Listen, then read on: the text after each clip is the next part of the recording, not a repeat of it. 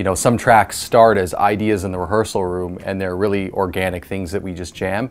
But some tracks start with like Tune or Matisse or myself, like freak a sample in Ableton, and then we're like, oh, that sounds awesome, and we make the whole thing in the studio, and we're like, okay, how are we gonna play this live? What's up, Toronto? Are you guys ready?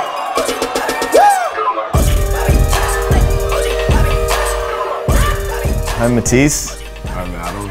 I'm Flo, and we're Keys and Krates.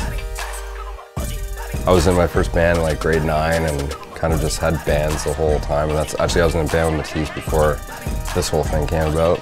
You know, I kind of started playing in church when I was young and met Tune in college and then started playing in soul bands. I come from like a battle competitive DJ background, like ITF and DMCs. And then I went on to kind of do a little bit of club DJing and kind of quickly got bored with that, hence where we are today.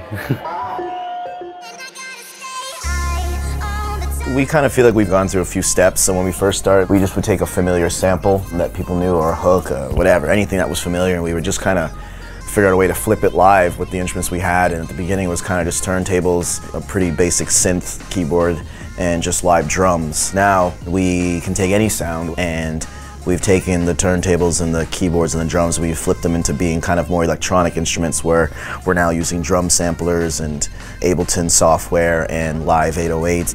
And it's kind of become more like, when there was 3 of us at the beginning and 3 instruments, we've kind of turned our instruments into almost like 9 instruments now. So it's really evolved, and we're mostly playing our own compositions that are kind of just Keys and Krates originals.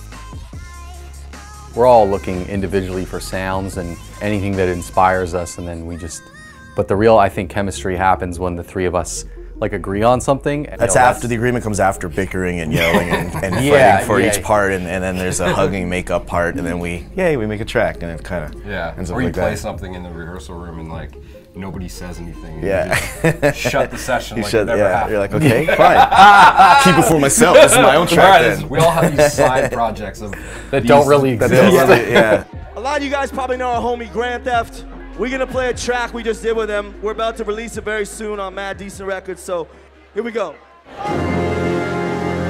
We just hit 100,000 fans on Facebook today, and we just want to thank anybody who has been on our social media.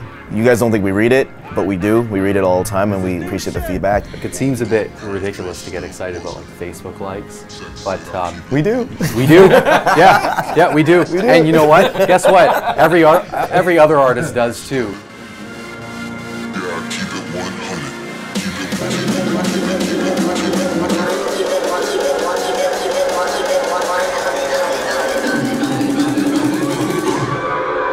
Keep it 100.